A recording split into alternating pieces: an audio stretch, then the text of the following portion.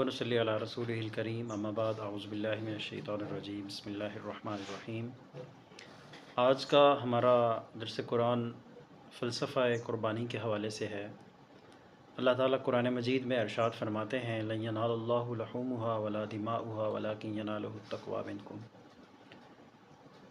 اللہ کو نہ ان کی قربانیوں کا گوشت پہنچتا ہے نہ ان کا خون، بلکہ اسے تمہارا تقوی پہنچتا ہے۔ اس آیت سے یہ معلوم ہوتا ہے کہ قربانی کی اصل روح نیت کی پاکیزگی اور اللہ کی رضا کا حصول ہے۔ محض رسم و رواج کے طور پر جانور ذبح کرنا مقصود نہیں ہے، بلکہ اللہ تعالیٰ کے حکم پر عمل کرنا تقوی کا اظہار ہے۔ قربانی حضرت ابراہیم علیہ السلام اور حضرت اسماعیل علیہ السلام کی سنت ہے۔ اللہ تعالیٰ قرآن میں فرماتے ہیں فلما اسلما وتلہ للجبین، جب دونوں نے اللہ کے حکم کے آگے سر جھکا دیا اور اس کے بیٹے کو پیشانی کے بل لٹا دیا۔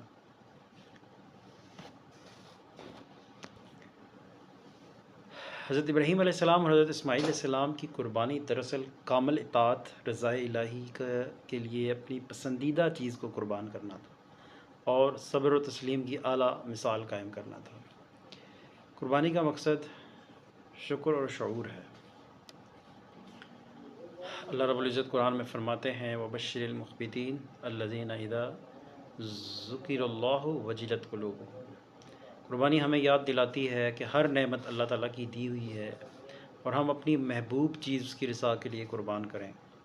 یہ عمل شکر گزاری، قرب الہی، انسانی ہمدردی کو فروغ دیتا ہے، کیونکہ قربانی کا گوشت ضرورت مندوں تک پہنچایا جاتا ہے۔ قربانی امت مسلمہ کی علامت ہے۔ اللہ فرماتے ہیں وَلِكُلٍّ جَعَلْنَا مَنْسَكًا لِيَذْكُرُوا اسْمَ اللَّهِ۔ قربانی دین ابراہیمی کا تسلسل اور امت مسلمہ کے شعائر میں سے ہے۔ یہ ہمیں ہماری دینی شناخت اور تاریخی ورثے سے جوڑتی ہے۔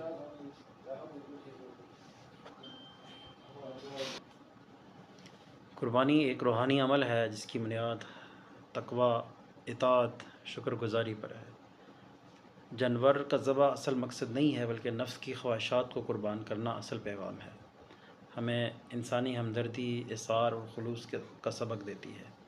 اللہ سے دعا ہے اللہ تعالیٰ ہمیں قربانی اللہ کی رضا کے لیے کرنے کی توفیق عطا فرمائے اور اپنے